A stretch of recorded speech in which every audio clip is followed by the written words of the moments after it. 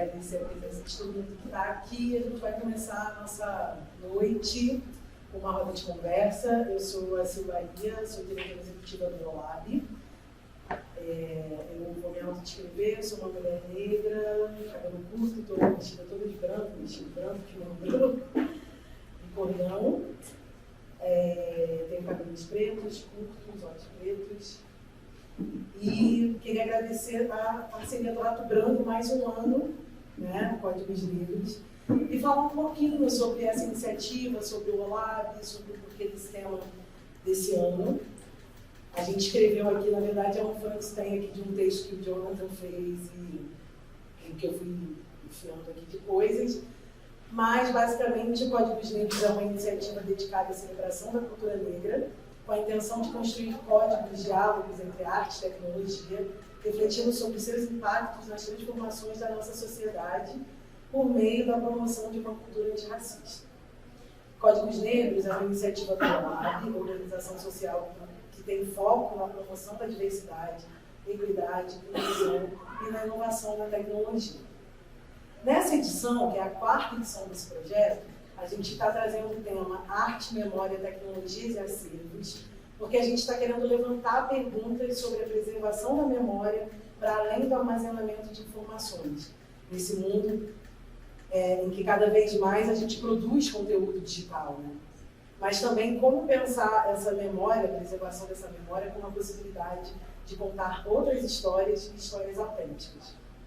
Então, com isso, a gente está buscando refletir sobre como as negritudes e periferias estão absorvendo as tecnologias para abrir novas perspectivas para a apresentação de suas memórias, culturas e que futuros são projetados a partir disso. A gente está com uma exposição, né, com 3 artistas que trabalham nessa intersecção de memória, novas narrativas, por meio digital. Uma delas é a Morinha, o Bretas, e o Maurício Lima, com o Museu dos Meninos.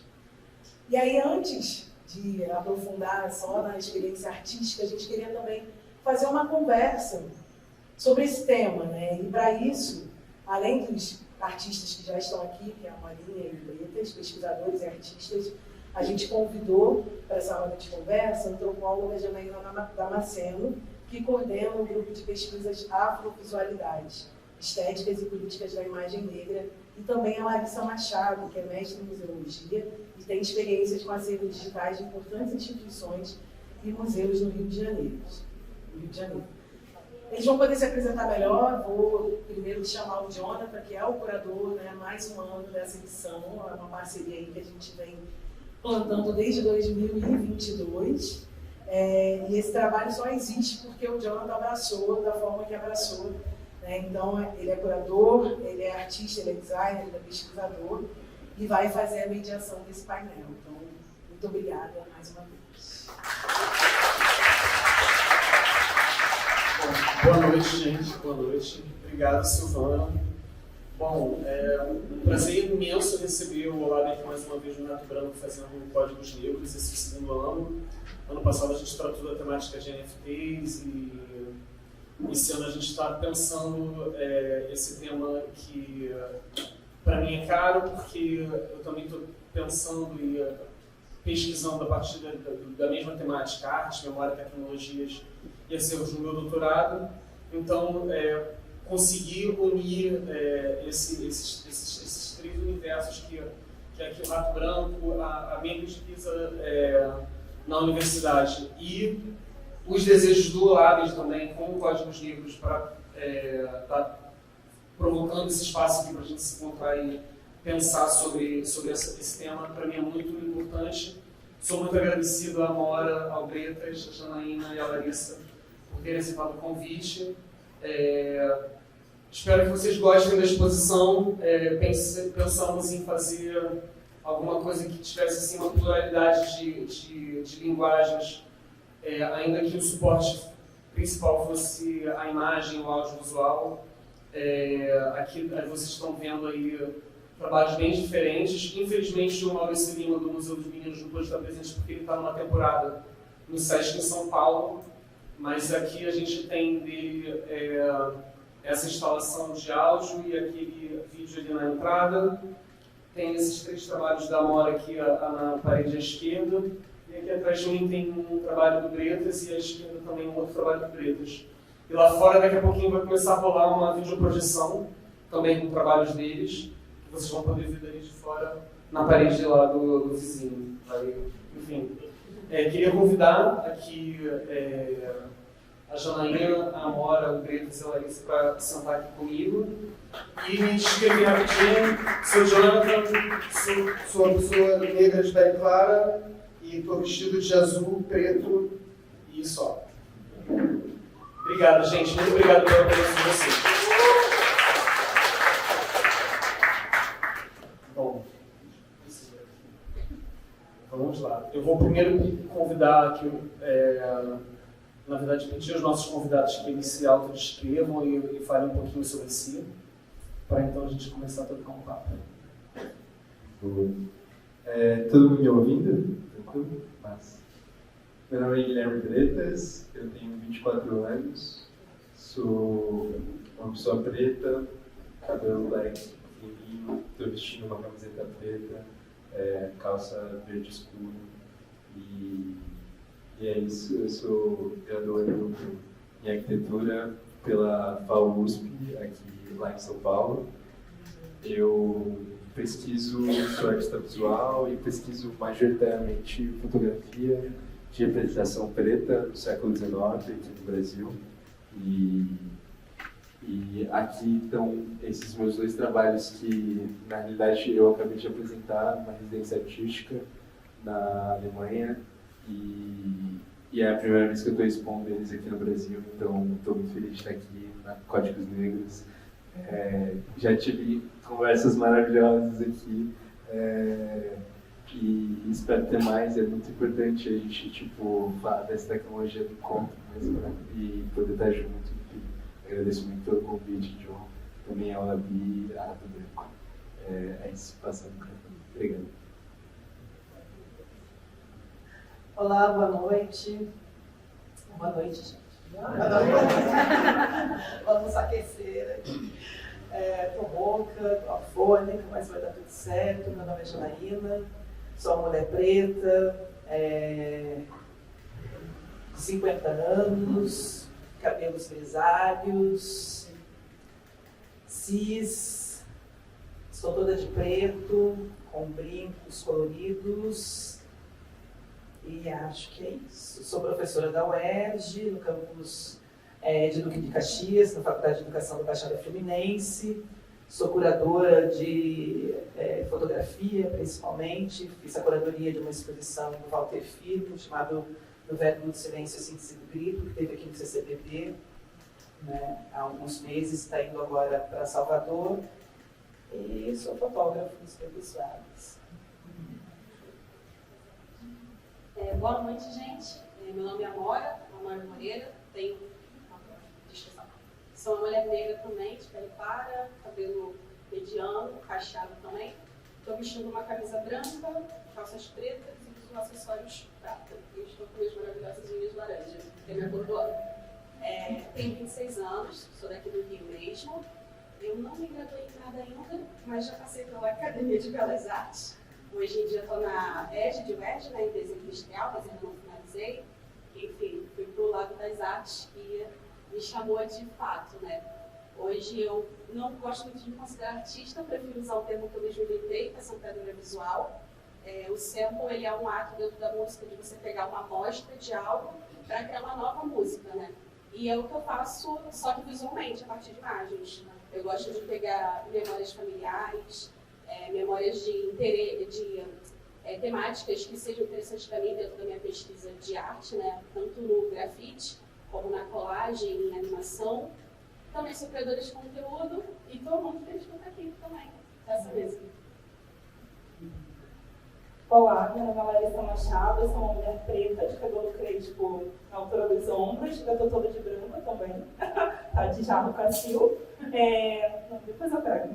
Eu sou museóloga, sou mestre em museologia e patrimônio, e ao longo da minha trajetória na museologia eu fui estudando questões relacionadas a museus, arte e racialidade, e percebendo como a tecnologia me ajudava a refletir sobre essa pesquisa através de banco de dados, através de digitalização de documentos. E eu venho falar Boa noite, gente. Obrigado, gente. Vou começar fazendo uma pergunta, na verdade, para a Janaína. Bom, eu elaborei algumas perguntas e deixei um tempinho aqui para você trocar comigo.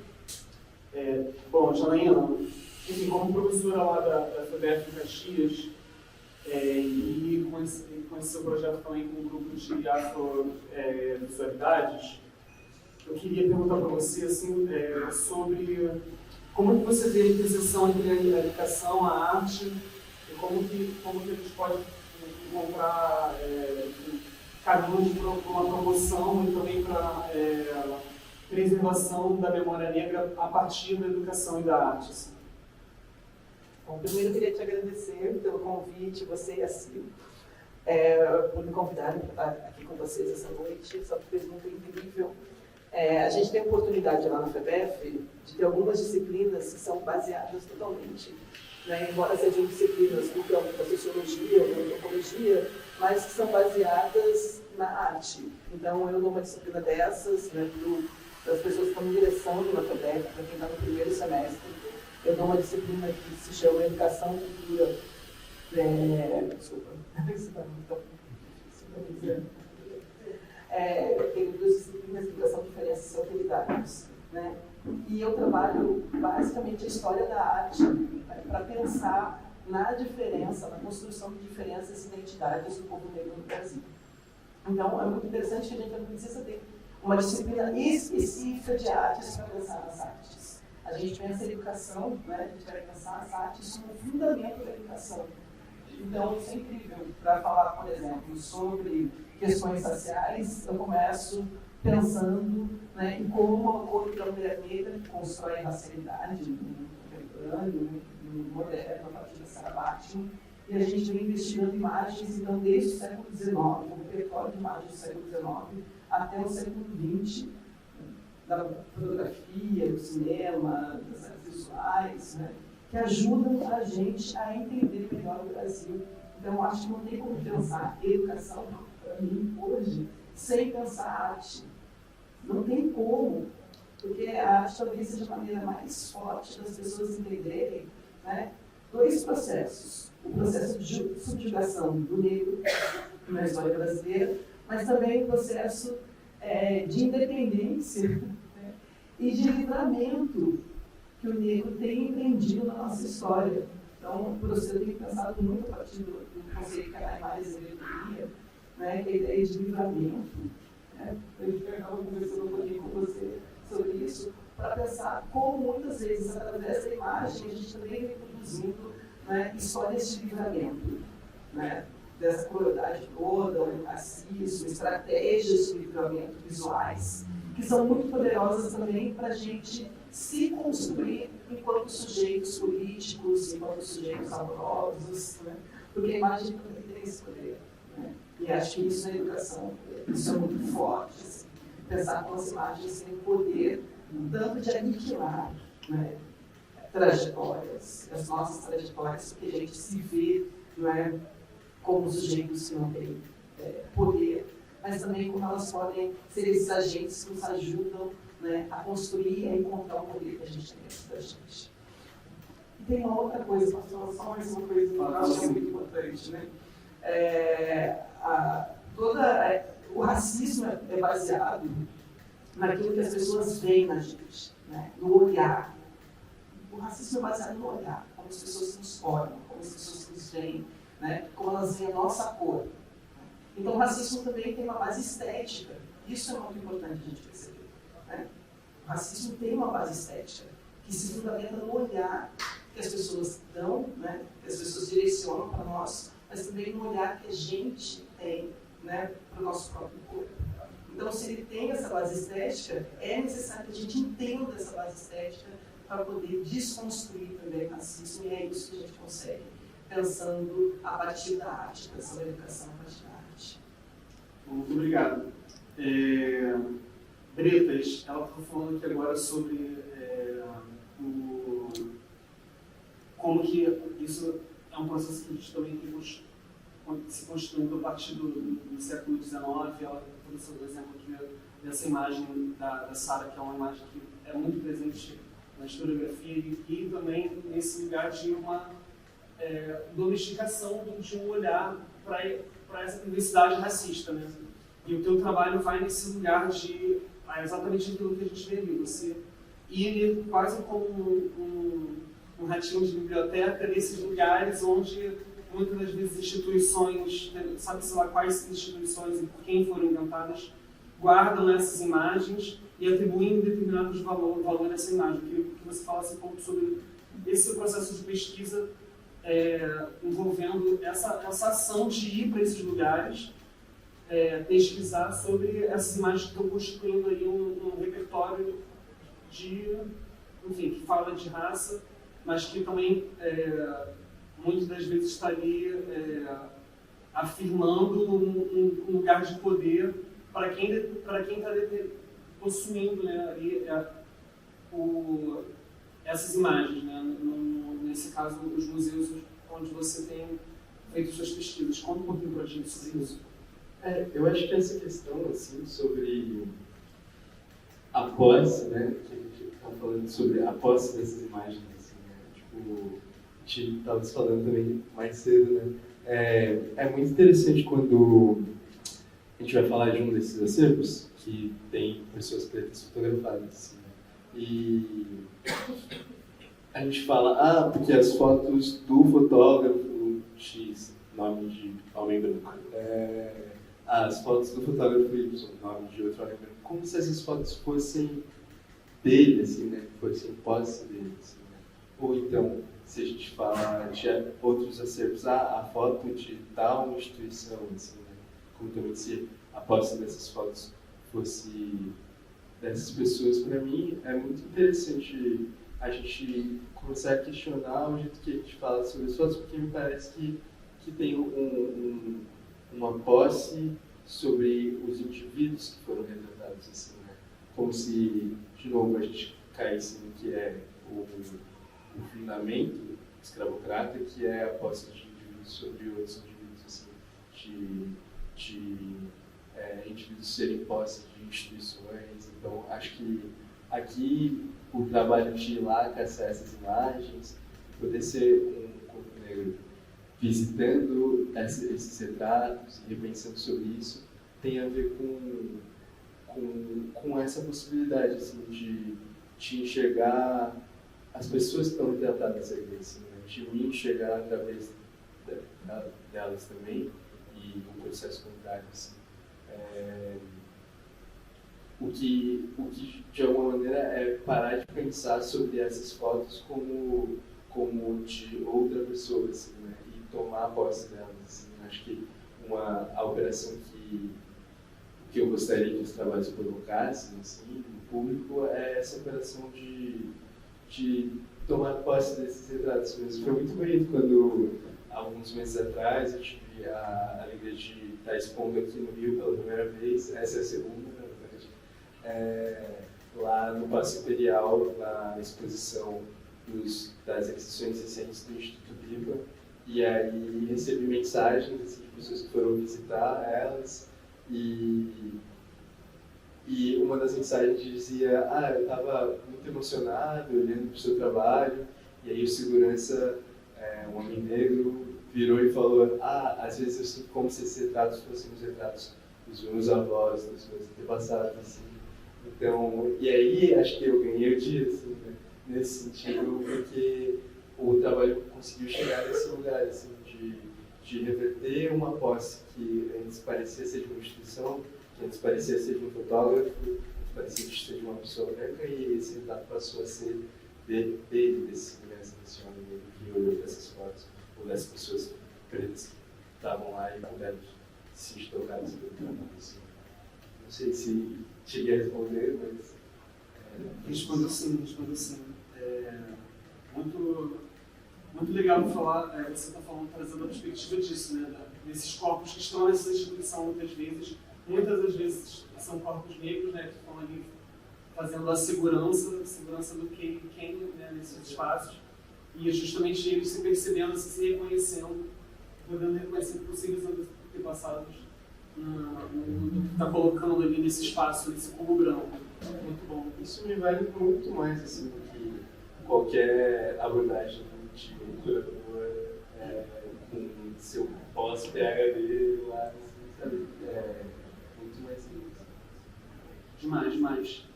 Amora, quando a gente estava trocando ideias sobre os trabalhos, etc., e você começou a me mostrar um pouco do que a gente tem aqui, eu fiquei pensando sobre essa sua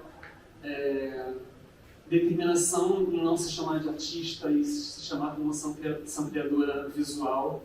Mas eu queria que você falasse sobre essa relação da memória assim, no seu trabalho, porque a galera, quando vê pelo Instagram, a galera que conhece já o seu trabalho, tem bastante referência do seu percurso como grafiteira, desses personagens, desse universo que você cria com essa linguagem que é o grafite, que é muito pop e acaba...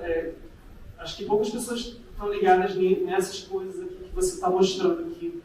Então eu queria que você falasse um pouco sobre essa sua relação com o passado e como que isso te provoca a estar fazendo as experiências que a gente está vendo aqui. Eu acho que parte principalmente da forma como a minha família sempre teve esse cuidado de registro, né? Então, assim, a primeira câmera fotográfica que meu pai comprou foi porque eu nasci. Então, eu tenho 8 álbuns de fotos da minha infância. Tenho muito registro da minha infância, muito registro como a casa da minha avó era, aí depois a casa no Sampaio e outros lugares, enfim, Sepitiba, minha família de Sepitiba, entre outras coisas. E eu sempre fiquei muito curiosa, tipo, eu abri o álbum e eu via um bibelô, e aí eu ia caçar se aquele bibelô ainda existia na casa de alguém da família, sabe? Ainda estava lá. E eu ficava, tão fissurada em como as coisas elas vão passando de geração em geração. Começa, enfim, pela roupa, que era da minha mãe, passava pra mim, depois pra minha irmã mais nova.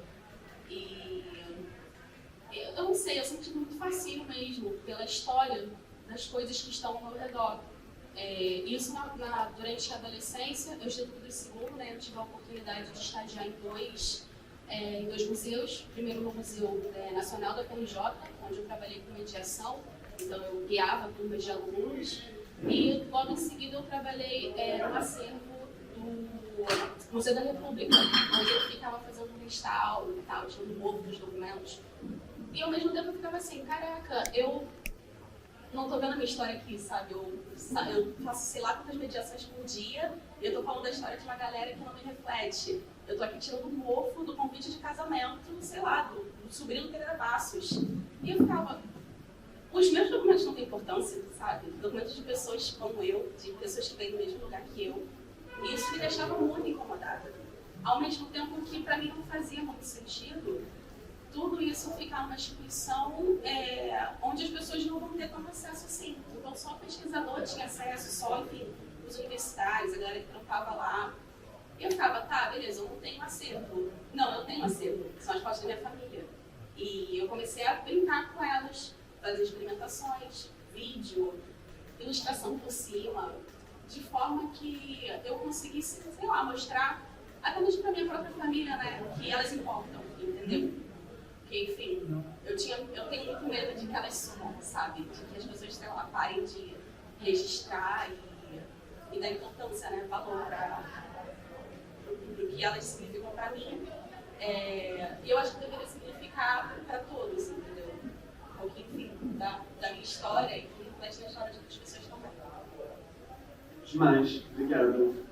Larissa, perguntinho para você também.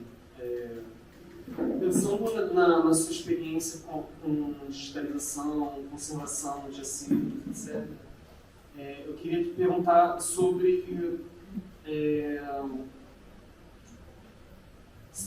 como que você percebe que a subjetividade do técnico, de quem está operando, de quem está ali trabalhando nesses lugares, cuidando da conservação, da manutenção dessas memórias. Como que isso pode influenciar e fazer diferença nesse processo, assim, pensando em você, por exemplo, que é uma mulher negra que está lá no INS, responsável pelo acervo técnico daquela instituição, que também está adquirindo coleções importantes de outras pessoas negras, enfim, como que esse processo você acha que pode estar ali,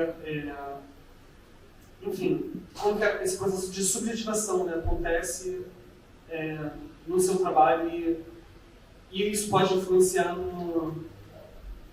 em tantos outros museus e tantos outros espaços que não necessariamente tem essas pessoas lá também fazendo, tem outras pessoas, né, fazendo essa manutenção.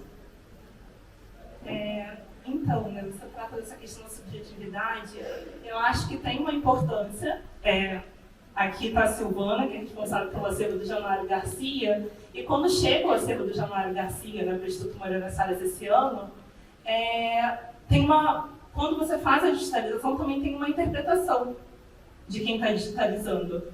Se eu posso digitalizar de uma forma onde aquela pele fica mais esmaecida, se eu posso fazer uma captura onde reforça os traços daquela pessoa, e aí depois, claro, eu trabalho especificamente com digitalização, e ele vai para uma outra etapa, que é o tratamento. Mas aí, quando chega no tratamento, eu falo, não, a pele dessa pessoa é mais escura. Então, quando você for fazer a máscara para recuperar a cor, né, porque o digital, né, a fotografia que chega para o instituto que a gente digitaliza, é um negativo cor. Com o tempo, esse material ele vai perdendo cor. E aí, esse trabalho, tanto de digitalização como posteriormente de tratamento, é para você recuperar a cor desse negativo, né?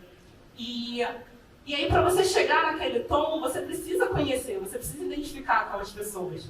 Então, tem um trabalho subjetivo. E eu digo também mais, né? Além dessa trajetória de trabalhar com preservação de acervos, com gestão de acervos, com digitalização, a subjetividade do próprio documento, né? Que perguntas você faz ao documento? Hoje tem um acervo do José Medeiros, e o José Medeiros ele tem imagens de Hong Kong, que são imagens, né, de um culto que seria completamente privado. E aí quando muitas pessoas que olham o acervo do José Medeiros, eles falam, mas aquela pessoa foi autorizada a estar ali fotografando aquilo. Mas aí quando você pergunta o contrário, como é que uma pessoa se sente autorizada a estar ali? O fato dele se sentir autorizado a estar ali tem muita relação dele ser um homem branco. Porque existem inúmeros outros fotógrafos negros que nunca se sentiram autorizados a fotografar uma cena de Hong Kong. Então você olhar esse documento e fazer outras perguntas a esse documento.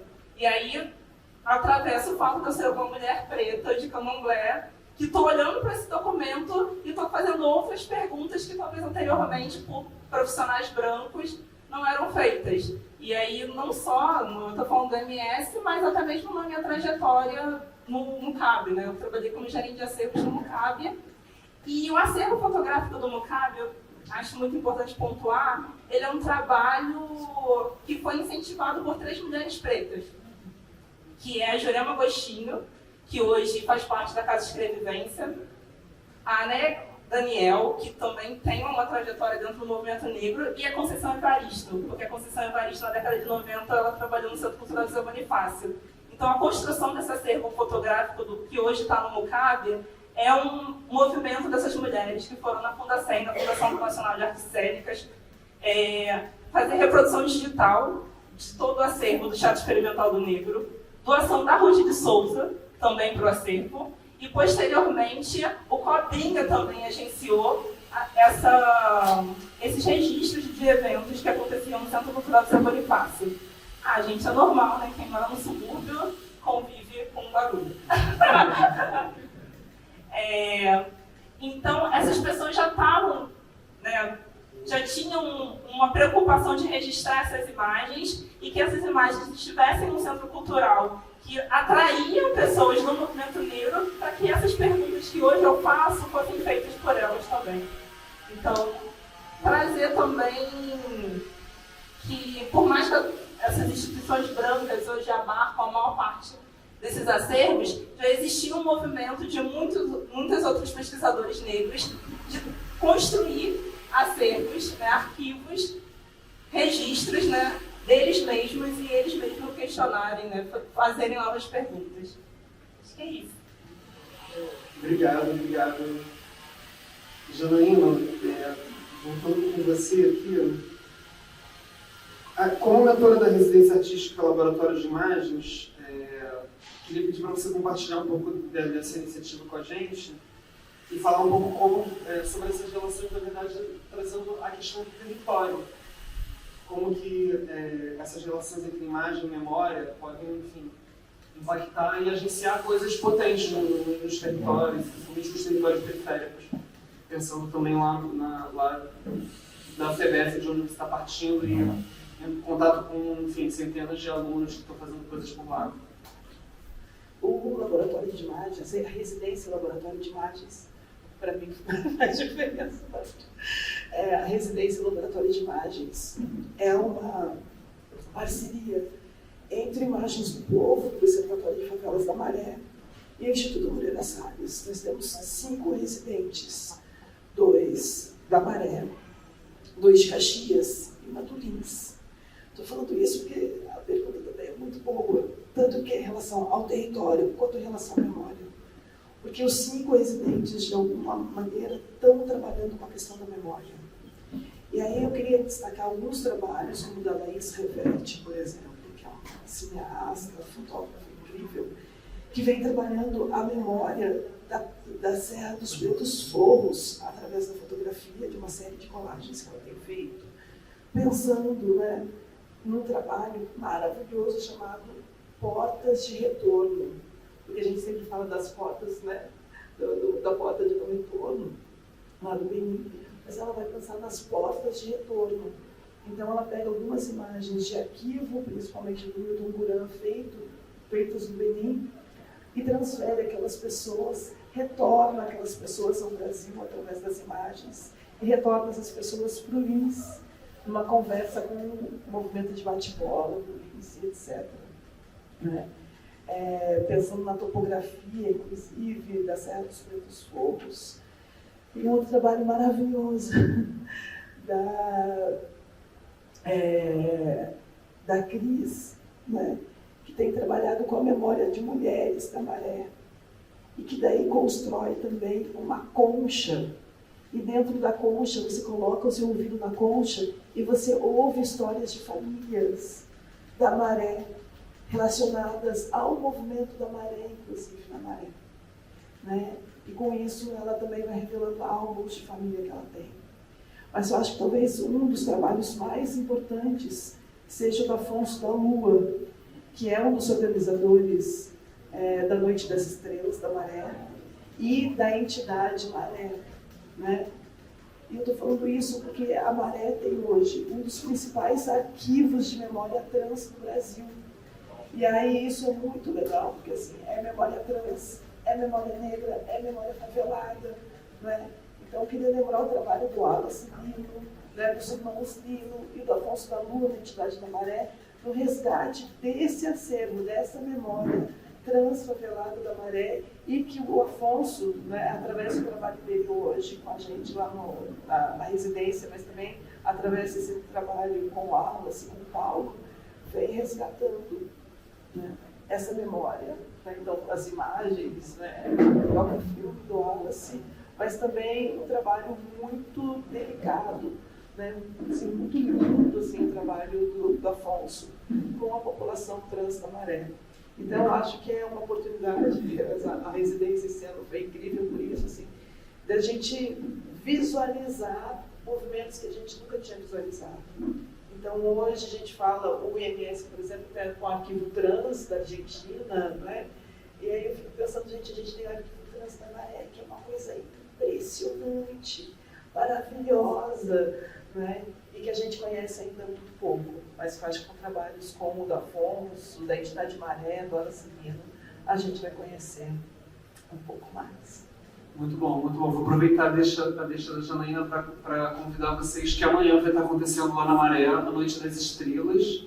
Eu não sei exatamente o horário da concentração, mas deve começar pela tarde.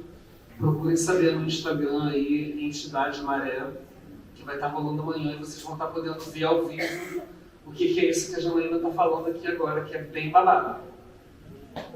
E aí, deixa eu seguir aqui o baile. Amorinha.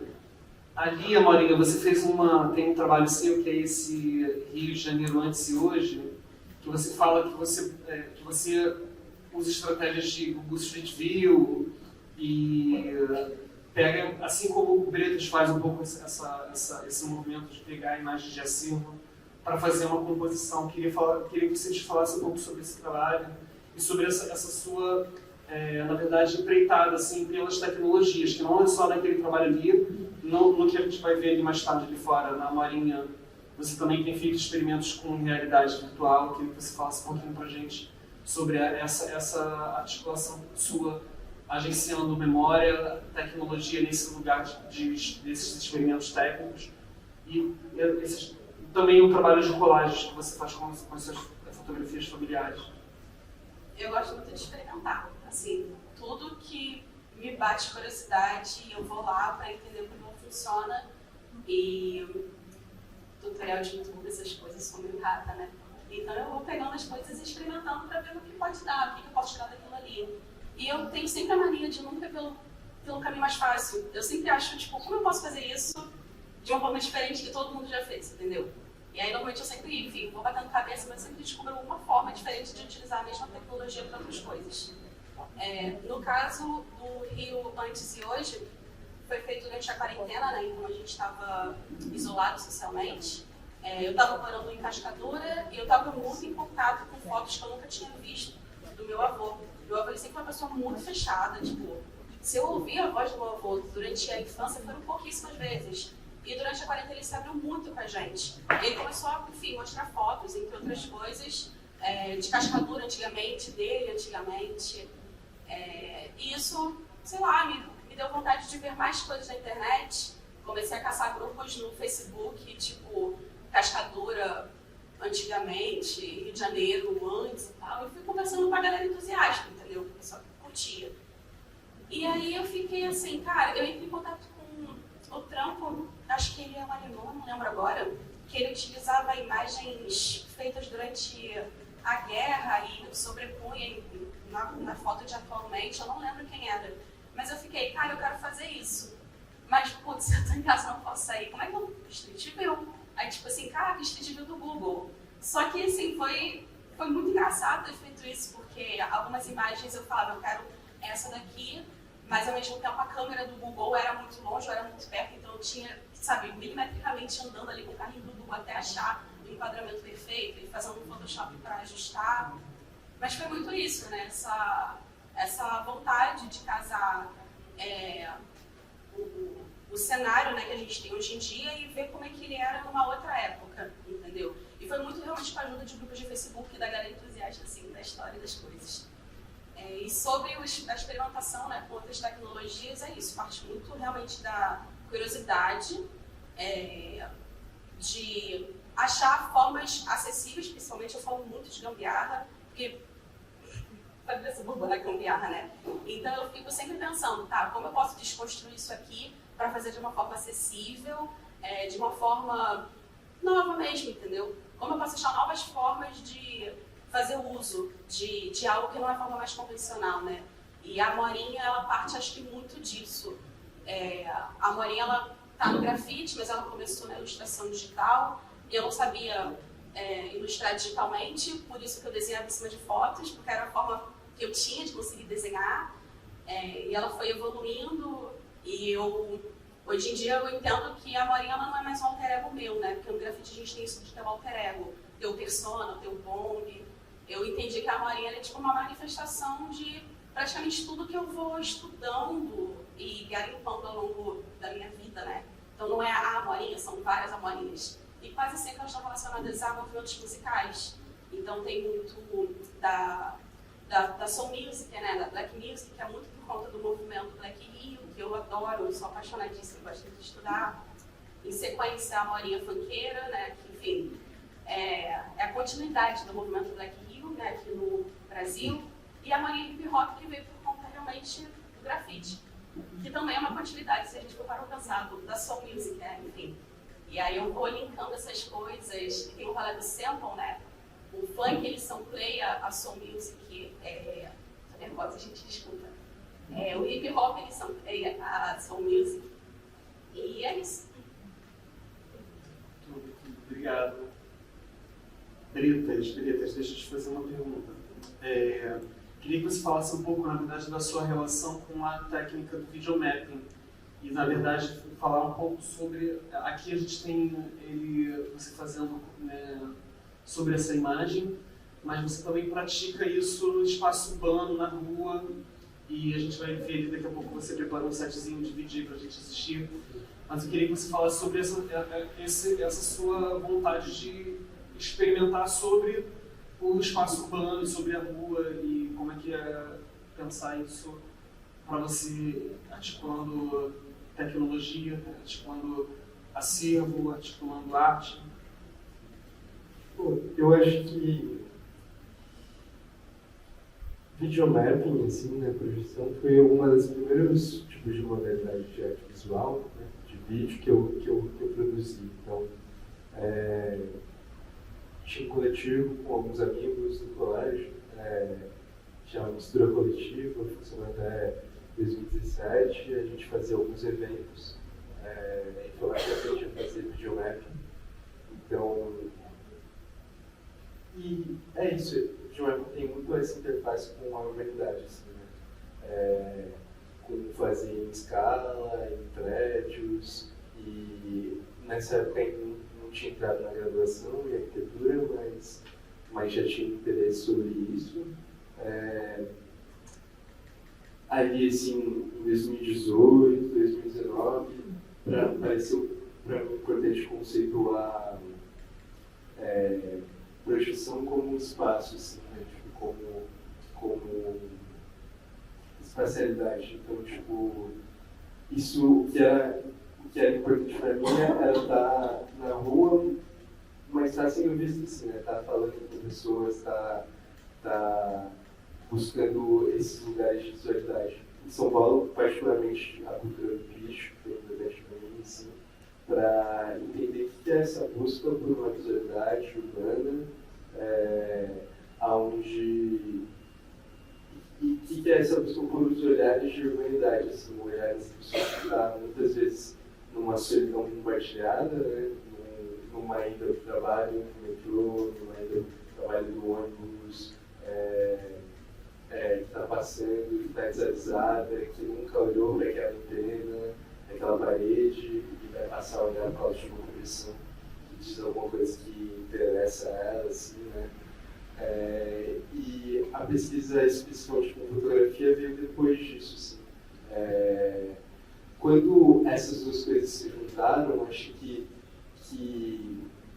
me veio uma coisa assim, pô, projeção pode ser importante como mídia final para esses trabalhos, sim, né? Porque ela é a possibilidade com que na cidade a pessoa se reconheça nesses retratos, assim. Então, tipo, algumas perguntas como, pô, quando foi a última vez que você viu um retrato de uma pessoa negra com o tamanho de 3 andares de altura, assim, num prédio? Quando isso aconteceu, assim, para muitas pessoas essa resposta é nunca, né? Então, tipo, mostrar pela primeira vez esses rostos e através da escala dar um teor de dignidade a eles foi importante para mim no meu trabalho, justamente como mais um desses elementos que busca operar essas fotografias e contextualizar elas onde isso tenha um sentido que não seja o sentido da violência, que não seja o sentido do racismo, da posse de grupo. E hoje em dia, então, o meu trabalho de projeção está mais ligado a isso, assim. A conseguir formular a projeção e o videomapping como porque me é interessante dentro do trabalho, assim, que é buscar esse respeito, essa dignidade sobre essas coisas.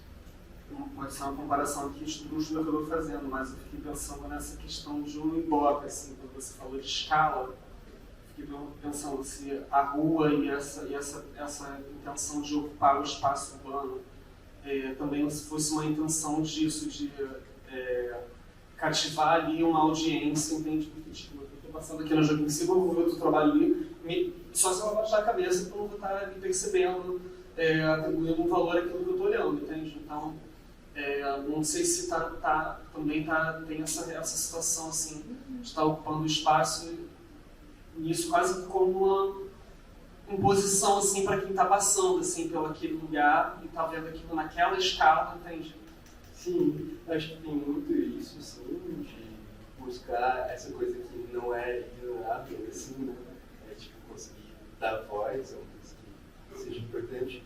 Acho também que a rua tem tanto as suas gritarias, assim, né, quanto os seus silêncios. Também existe esse termo, né, mapping de guerrilha, assim, né, videomapping de guerrilha, ou picho digital, assim. Então, nesse sentido, é um silêncio. Muitas vezes a gente faz de madrugada, projetando muito rapidamente já fotografias, assim, disso. Como o picho mesmo, que é essa coisa que está em todos os lugares da cidade, mas que a gente ninguém nunca vê acontecendo, assim, né. Você nunca vê uma pessoa pichando, raramente você vê uma pessoa pichando em relação à escala de pichos que existem na cidade, assim, né? Então, tipo, eu acho que videomapping é multifacetado nesse sentido. Eu acho que dá para gritar e dá para fazer uma coisa silenciosa, assim, né? Também porque eu sinto que as pessoas muitas vezes não estão acostumadas a olhar, assim, né, para cima, assim, né, para essas antenas, essas paredes, assim. Então tem uma coisa da cultura do olhar mesmo, assim, né, tipo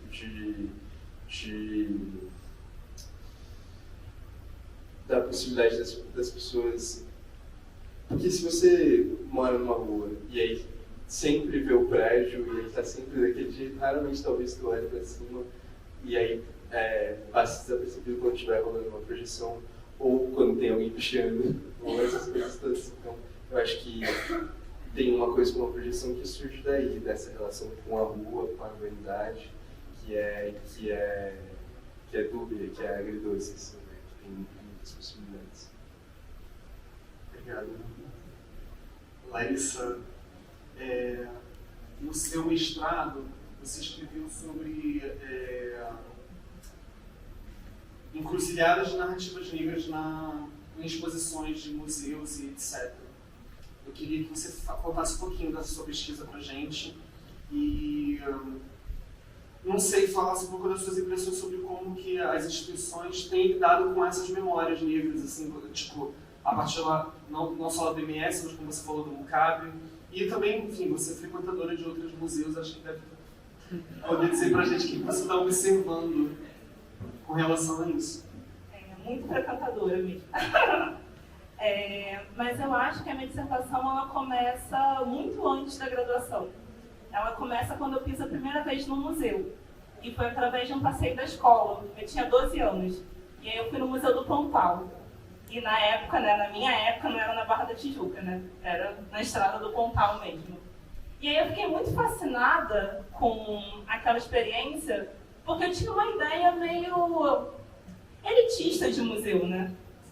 Essa ideia de que eu ia no museu e encontrar aqueles quadros do século XIX, mas não, no Museu do Pontal, quando eu cheguei, eu encontrei uma instalação que era de um sambódromo. Eu falei, não, gente, o museu tem relação comigo. Aí eu encontrei santos católicos negros, aí encontrei questões relativas a Herês. Eu falei, não, até que existem museus que estão preocupados a pensar narrativas que são próximas a mim.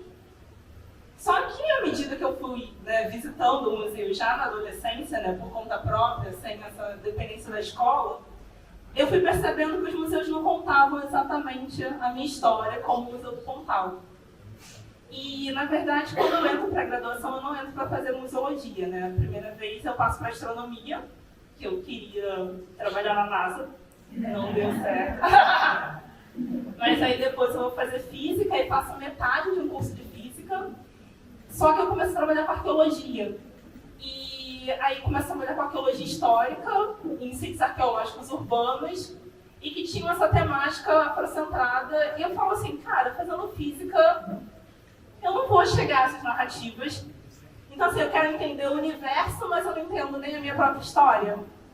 E aí, a partir daí, que essa memória do museu de 12 anos e essa trajetória por frequentar museus tal, me desperta a ideia de que eu tenho que fazer museologia. Aí eu vou fazer museologia e quando eu entro na museologia, minha primeira disciplina, a professora projeta um trabalho que se chama Merci Beaucoup Blanco, da Musa Machuse.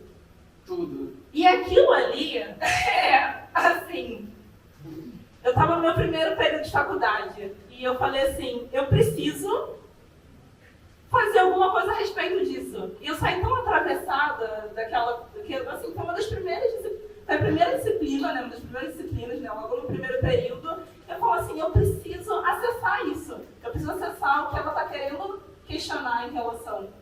E aí, na monografia eu vou estudar racialidade, mas pensando no século XIX, eu também vou para as imagens do século XIX, mas aí na graduação eu falo, não, eu quero pensar museus de arte. Porque pensando a arte, né, a arte ela está em todos os livros didáticos que a gente pode se imaginar. Quando a gente pensa, sei lá, descobrimento do Brasil, você vai pensar numa imagem do Pedro Américo. Quando você pensa em, sei lá, questão indígena, você vai pensar na primeira missa do Vitor Meirelles. Então a arte, de certa forma, ela está muito perpetuada na nossa construção de Brasil, né? Da nossa concepção de Brasil. Aí eu falei, não, se eu tenho que pensar negritude, eu vou pensar negritude nos museus de arte. E aí no início, eu fico até meio tipo, pensando, eu vou ficar falando de silêncios, né? De racismo. Mas a pesquisa, né? Aí eu falo a importância dos arquivos, né? E aí eu vou para as instituições, vou começar a solicitar, durante a pandemia, eu vou começar a solicitar digitalização de documento. Aquela pesquisadora péssima, né, que manda e-mail durante a pandemia, a pessoa trabalha 2 vezes por semana, né, na pandemia, todo mundo trabalhava em horário reduzido, e eu pedindo todos os materiais, e aí na medida, né, que eu vou pegando esses documentos, eu começo a perceber o nome de uma pessoa, e aí eu chego no nome da Marisa Dias Guimarães. E eu nunca tinha ouvido falar. E olha que eu fiz estágio no MUS, que é um núcleo de memória da museologia no Brasil, que trabalha com acervo de diversos museólogos que passaram pela Escola de Museologia da UNI. E eu nunca cheguei naquele nome. Aí eu ligo para o meu orientador e falo assim, você conhece Marisa Dias Guimarães? Aí ele, sim, ela trabalhou no Belas Artes. E eu falo assim, mas ela era branca? Ela, não. Marisa é negra. E essa mulher estava fazendo a maior parte das exposições sobre narrativas negras no Museu Nacional de Belas Artes. Pensar que uma museóloga preta, e aí eu vou conseguir o número dela, aí eu vou perturbar ela para ir na casa dela. Aí começa toda uma questão. E aí, por fim, um dia ela fala assim, não, eu aceito que você venha aqui em casa, pandemia, eu vou de máscara, de luva, de... Aquela idosa, né, e morando sozinha, aí não, vou toda preparada, e aí ela começa a me contar a história da vida dela, e adivinha que uma museóloga preta, que já era casada com 2 filhos, nascida em Brás de Pina, decide fazer museologia, e quando ela começa, né, ela já tinha um letramento racial, e quando ela entra no museu, ela fala assim, gente, a gente só vai ficar falando sobre o século XIX, até que ela descobre a coleção de arte africana, que estava lá meio que de lado no museu, e ela fala, não, tem que ter alguma coisa, aparece um gestor lá que fala, não, então vamos fazer uma recatalogação desse acervo. Aí ela chama um amigo de Pernambuco, Raul Lodi, e eles vão recatalogar esse acervo e vão começar a fazer exposições sobre tudo que você possa imaginar. Aí eles vão fazer releitura da coleção de arte africana, eles vão fazer uma exposição sobre Xangô, e aí relacionar Xangô com zumbi, como essas figuras civilizadoras do Brasil. Eles vão fazer exposições sobre trajes afro-brasileiros, vão chamar mães de santo para participar de mesa de abertura na exposição, década de 80, década de 90, e ali eu percebi que eu precisava pensar nessas pessoas que estão dentro de museus de arte agenciando essas narrativas. Aí a minha pesquisa muda. E aí através do documento, porque acho que a gente muitas vezes fica à mercê de citar teóricos brancos. Aí a gente fica, segundo aqueles nomes alemãos, né, aqueles sobrenomes italianos, segundo fulano, e a gente está sempre contando as nossas narrativas a partir dessas pessoas.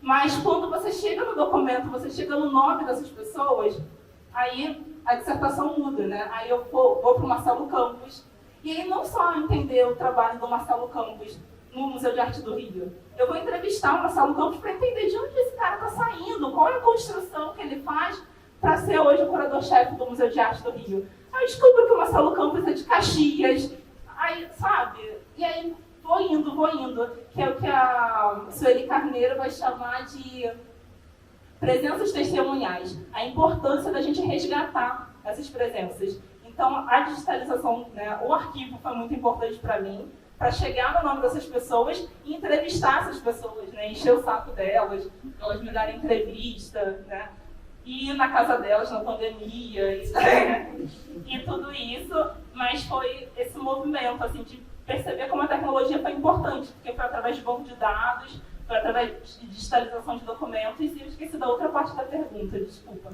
Depois da pandemia, eu fiquei assim.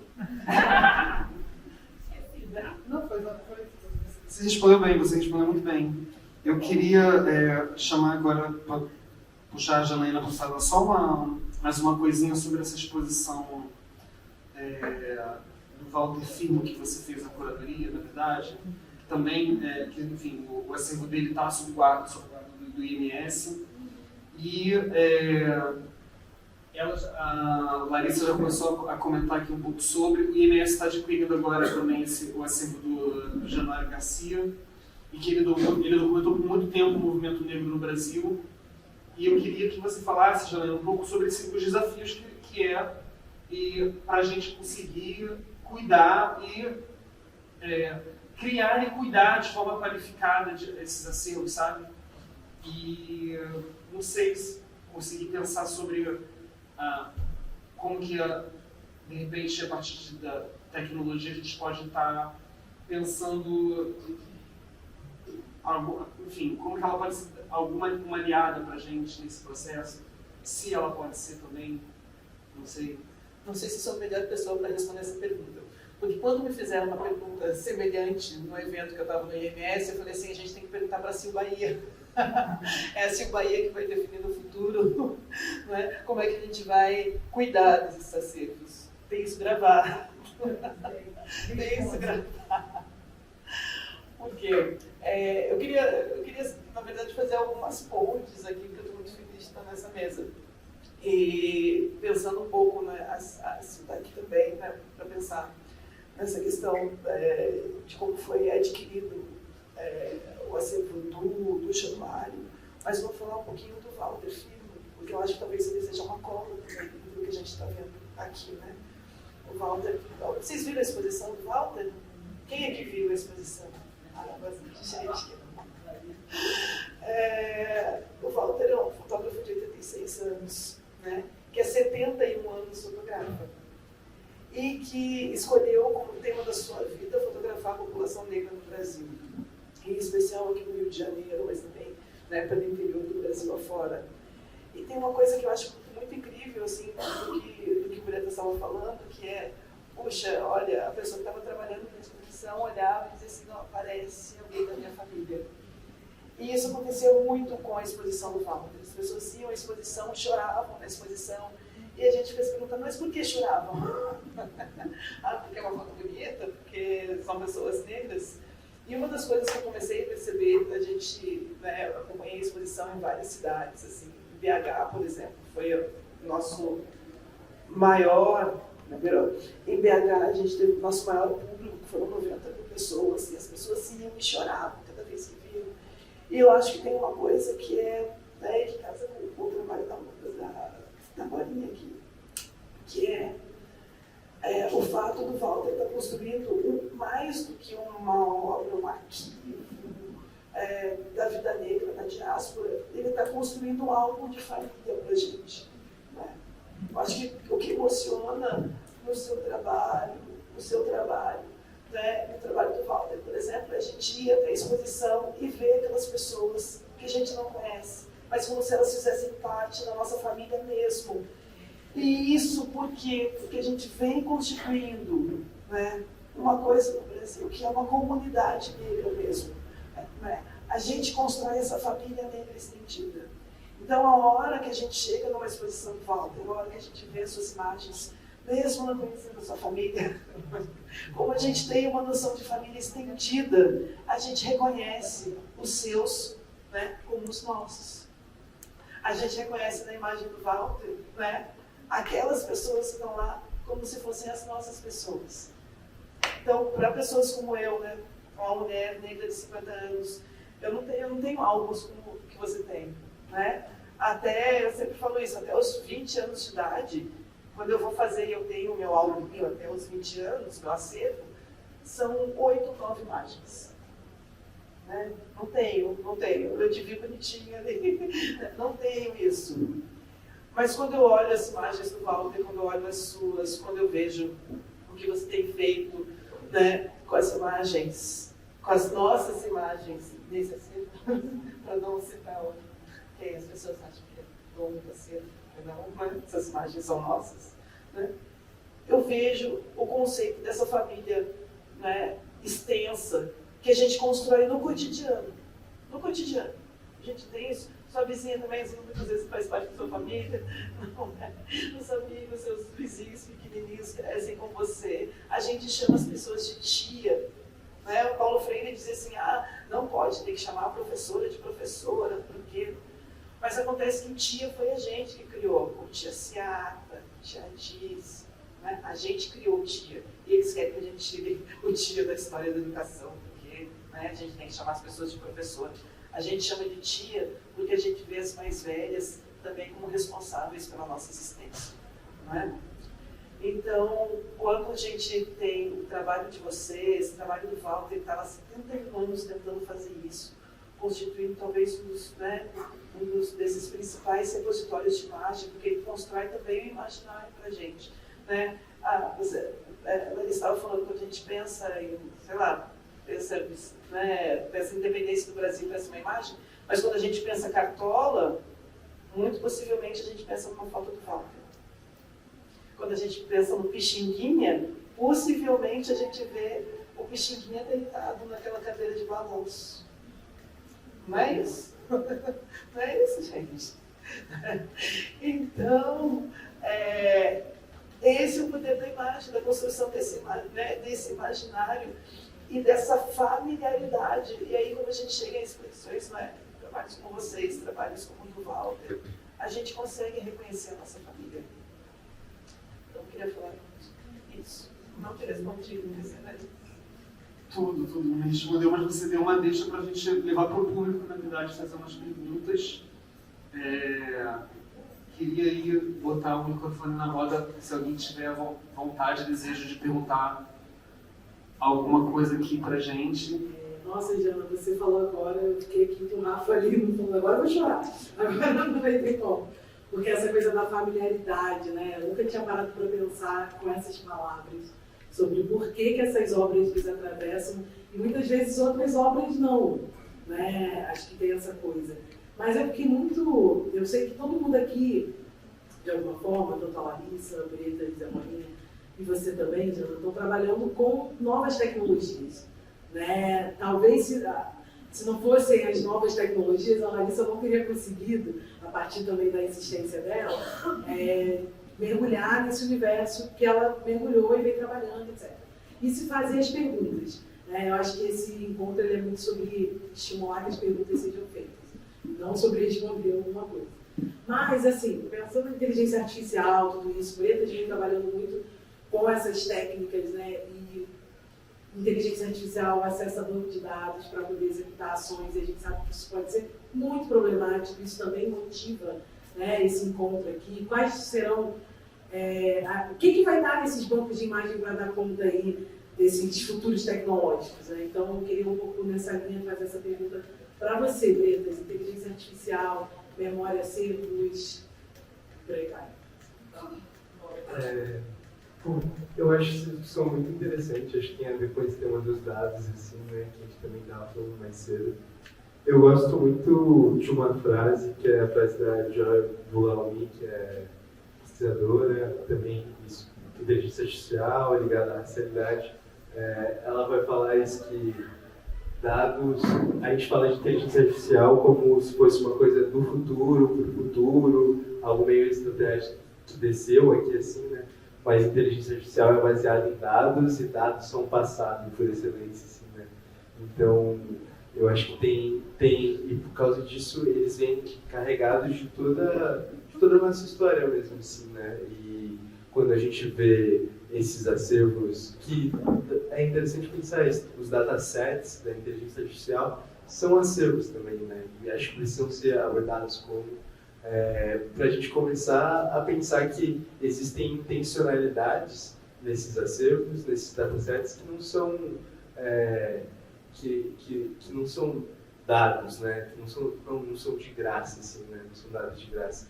Quero dizer, quando a gente está falando de um tipo de inteligência artificial que, por exemplo, não reconhece rostos pretos de pessoas negras, e porque o dataset, o acervo que eles têm de pessoas não contempla rostos e corpos pretos, a gente está falando que esse acervo recebeu uma curadoria que é racista, né, por excelência. Então, acho que, para mim, sempre tem sido esse exercício de misturar os temas, assim, esses nomes que são da ciência de dados, assim, como a gente se aproxima deles como pesquisadores, como artistas, como a gente renomeia essas possibilidades para conseguir dar conta dessas discussões, assim. Eu acho que, particularmente, com a inteligência artificial, a gente tem que pensar muito nisso, assim. Falava aqui mais cedo na entrevista que a inteligência artificial, a gente fala muito dela como uma coisa, assim, quase uma entidade, né? A inteligência artificial. Só que o que a gente tem como inteligência artificial é muito mais parecido com um ecossistema que envolve várias coisas, entre elas um trabalho precarizado, entre elas investidores, a academia que faz esse tipo de pesquisa lá dentro das universidades e também um processo de embranquecimento que é sistêmico desses vários lugares, que é sistêmico na academia, que é sistêmico na ciência de dados, que na ciência de memória, sobre os arquivos. Então, acho que o melhor a se pensar sobre esses temas é conseguir ter a capacidade de cruzar esses vários dados. Eu acho que é a tecnologia do cruzo, assim, de novo, né? Da encruzilhada, a tecnologia da possibilidade de, como a gente está aqui no Códigos Negros, conseguir abordar 4 assuntos num assunto só e perceber que a gente tem coisa para falar de tudo isso ao mesmo tempo. Assim. Então, é meio isso, assim, E aí, gente, alguém mais alguma pergunta para fazer? Olá, eu acho que na verdade, um comentário e lançando aqui para a gente tentar pensar junto, a partir até um pouco da última pergunta que você trouxe, John. Eu fiquei pensando, né, e na lida do trabalho com o acervo de Januário, é muito difícil a instituição entender, pelo menos tem sido até então, a necessidade ou as necessidades que um arquivo preto convoca.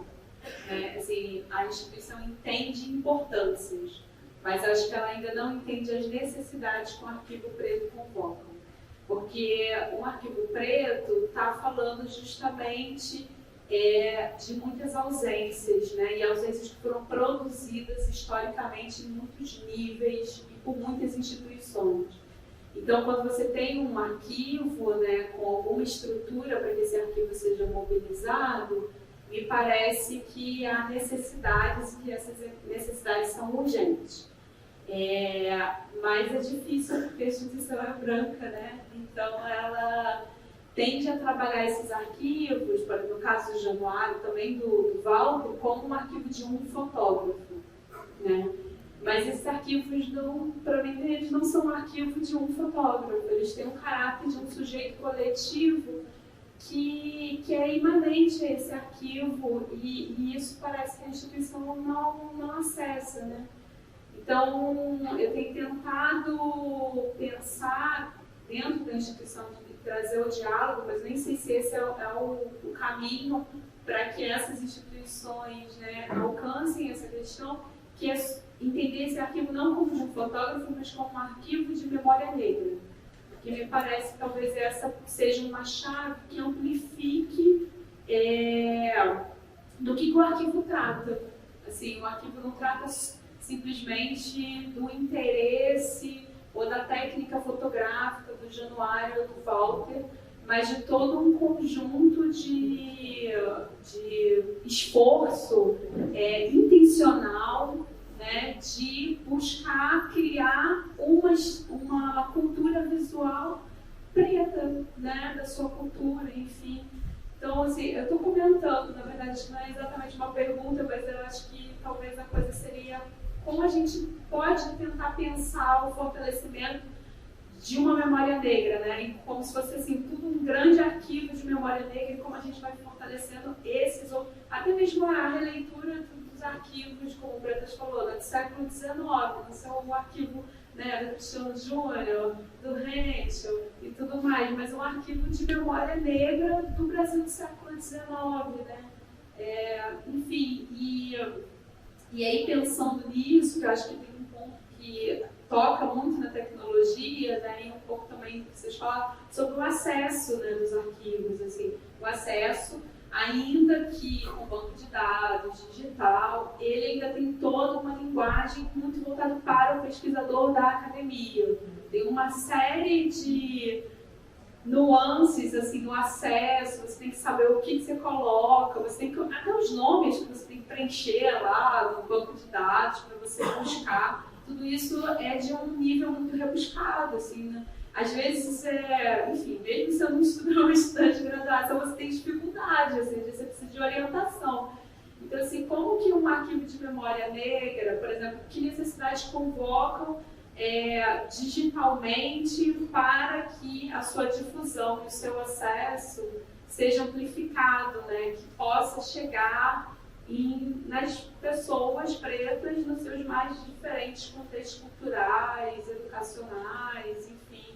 E o quanto também, aí falando especificamente do Instituto, né? O Instituto pensa muito ainda na exposição como o grande instrumento de Posso difusão. pedir para você se apresentar, rapidinho? Ai, desculpa, eu sou Silvana Marcelina, eu trabalho na organização e na pesquisa do acervo do Januário Garcia, que está dividido, isso é importante, entre o Instituto Moreira Salles e o Arquivo Edgar Weinroth da Unicamp. Né? Porque é um arquivo que não tem só fotografia, mas que também tem toda uma documentação de memória do movimento negro no Brasil. Então, eu estou falando um pouco de todo esse universo, mas principalmente das fotografias, né, que é a parte que me cabe. Assim. Mas é um pouco isso. Eu estou, na verdade, tentando dividir aqui, porque eu acho que a gente também está num momento meio inédito, entre aspas, em que vários arquivos de titulares pretos passam a ser incorporados em instituições ou estão recebendo aporte financeiro para projetos que tratem desses arquivos. Então, em Minas tem o pessoal do Retratistas do Morro, agora em São Paulo teve uma grande exposição do Wagner Celestino, que é outro fotógrafo preto também, que registrou a comunidade negra em São Paulo. Então, assim, você tem algumas outras iniciativas nesse sentido, assim, né? Vários pedacinhos dessa grande memória negra, assim. É isso. Obrigado.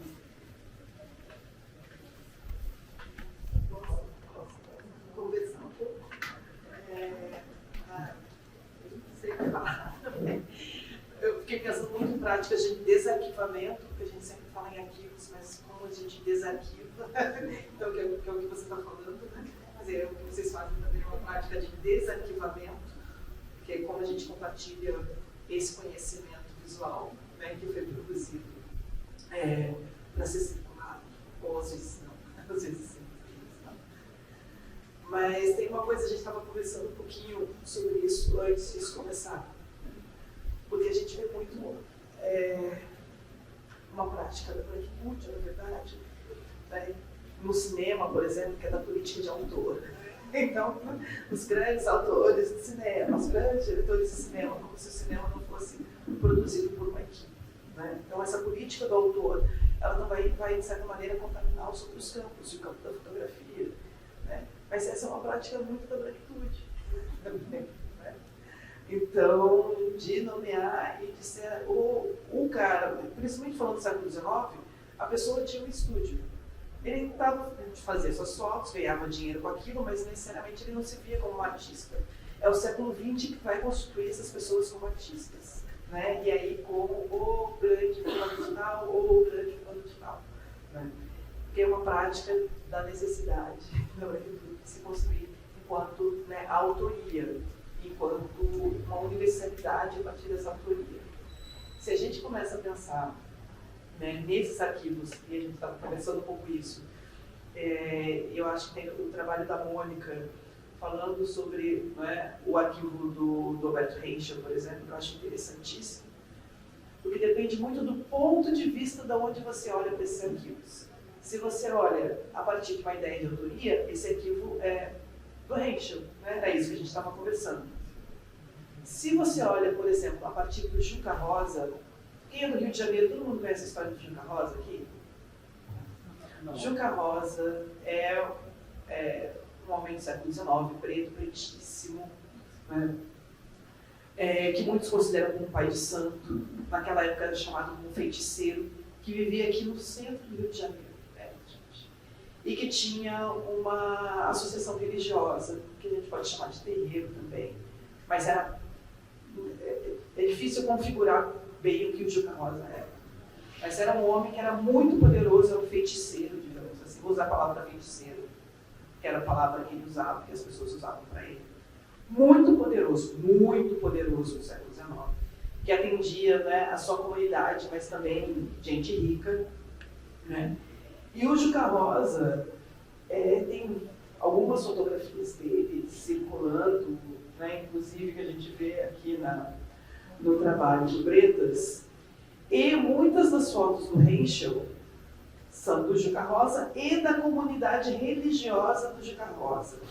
São retratos da comunidade que vai até, não é, o ateliê do Henschel para ser fotografado.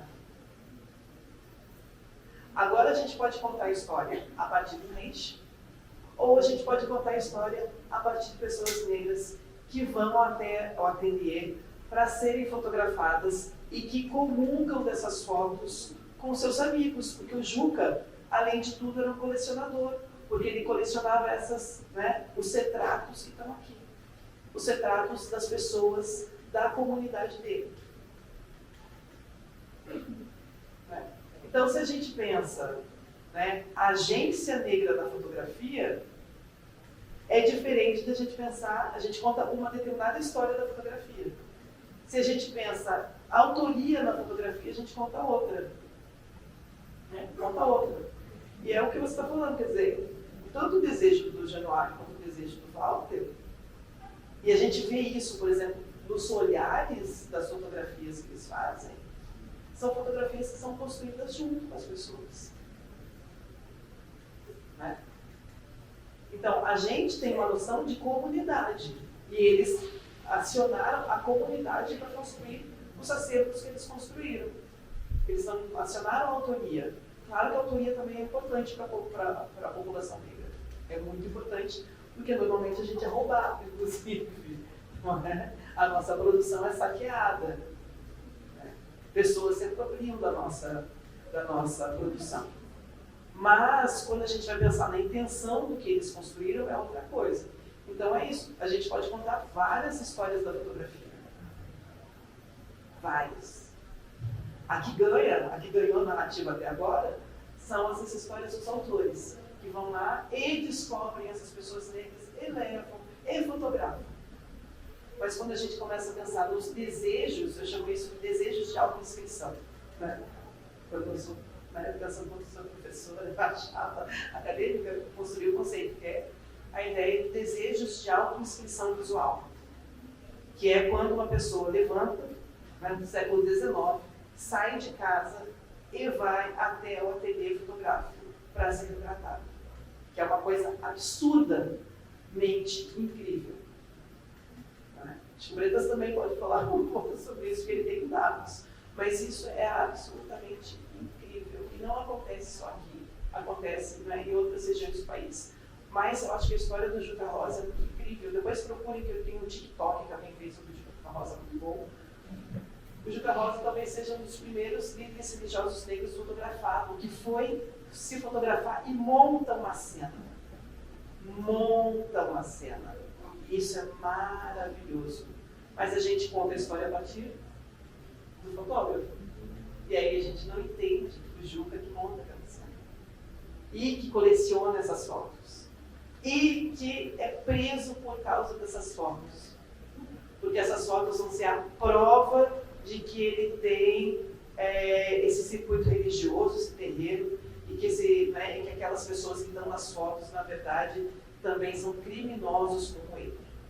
Veja, foto pode ser usada para muita coisa.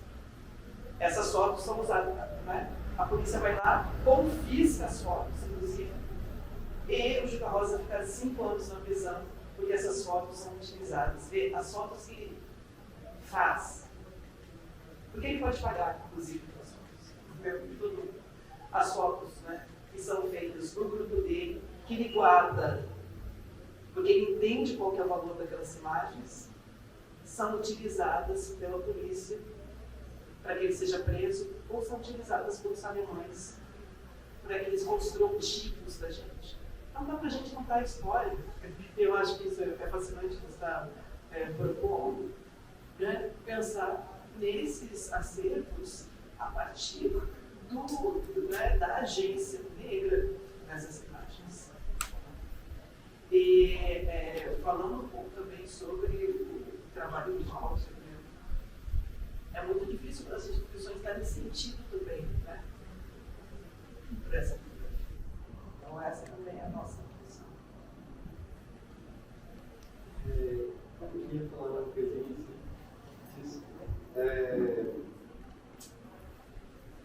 isso falando assim, né, sobre essa vontade de inscrição na fotografia, esse desejo assim, né, que lembrei de uma fotografia que vi dentro de um acervo que está no Museu Paulista, que no caso era do estúdio do Augusto Militão, mas que por acaso é o acervo de um garotinho, o retrato de um garotinho preto, retinto com 4 anos, 3 anos talvez assim, né? E aí é muito interessante pensar, né, então esse garoto, os pais desse garoto precisavam sair de casa, como você comentou assim, sair de casa com o filho, arrumar ele, ir até o estúdio, uma vontade familiar de ter um retrato de uma pessoa infantil. Isso que falou assim, eu tenho 8 retratos de mim dos 20 anos. Aquele garotinho tem uma foto no século XVIII, XIX, em 1864, sei lá, acho que é a data da fotografia. Quero dizer, contemporâneo do Juca Rosa também, assim, né? Isso vai dando profundidade para a gente pensar nessas agências, né? Porque eu vejo muita gente até hoje falando de pessoas pretas no século XIX no Brasil, como se todas as pessoas pretas antes de 1889 fossem escravizadas, assim, né? Isso que ele falou do acervo, esse acervo que está na Alemanha, que é do Estúdio do Albert Henschel, todas as pessoas pretas que estão lá nomeadas, essas pessoas que participavam da comunidade Juca Rosa, estão nomeadas como pessoas pretas escravizadas, pessoas africanas escravizadas no Brasil, assim. O que de uma incongruência com os fatos, assim, absurda, né? Que é uma mentira que tem 200 anos para aqueles alunos, assim, né? Tem seus 160 anos, assim, né? Da idade das fotografias, quando elas chegaram até lá. Então, olha aí de novo, assim, né? Se a gente olha como o acervo do Albert Henschel está na Alemanha, ou se olha o acervo da comunidade do Juca, né? Que tipo de valores e profundidades a gente consegue em cada um, assim, né? E fiquei pensando nisso, assim, né? Porque como a gente estava comentando mais cedo, os vários agenciamentos que foram feitos com essas fotografias e as várias histórias que você tinha contado para contar a partir delas. Assim. Enfim, eram esses dois comentários.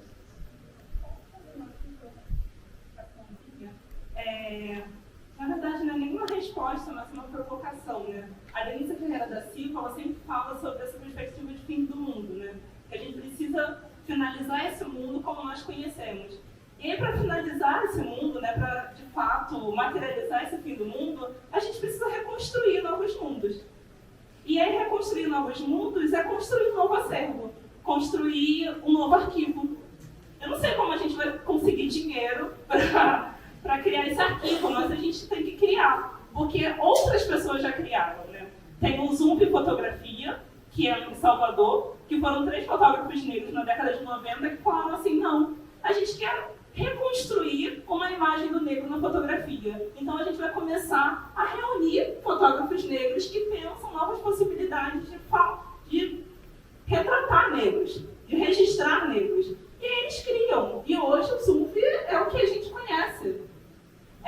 O Museu Afrodigital de Salvador é um museu que surge de um projeto, né, de extensão na UFBA, e eles falam assim, não, agora a gente vai começar a reunir esses acervos sobre estudos afro-brasileiros e estudos africanos que estão espalhados por diversas instituições, e estão espalhados inclusive por coleções particulares, e a gente quer, né, é um acervo que ainda está em construção, mas a gente quer reunir tudo isso. E aí a gente quer pensar como a gente vai acionar o banco de dados. Então a provocação que eu faço é que a gente precisa construir os nossos arquivos. E não esperar que, assim, uma família branca que mora no Leblon, que outro mora na Gávea, vão estar pensando essas coisas que a gente está pensando, porque eles não vão. Infelizmente não vão. Então a gente precisa construir os nossos próprios arquivos e aí repensar tudo, repensar até dados, repensar tesauros. Porque quando você sente essa dificuldade de pesquisar, é porque o tesaurus que é utilizado em banco de dados, ele é um tesaurus específico, construído para certas áreas de conhecimento. Tem um tesaurus para arquitetura, tem um tesaurus para museologia. E esses tesauros são os termos mais rebuscados que você possa imaginar. Não, a gente tem que construir novos tesauros. E aí não ficar tanto esperando, mas como essa agência que vocês falam, dessas pessoas negras, de serem fotografadas, a gente precisa agenciar como a gente vai construir os nossos arquivos também. Aí coletivamente, porque sozinho, né, ninguém aqui é herdeiro. E é isso, gente. Muito obrigado por estarem aqui. E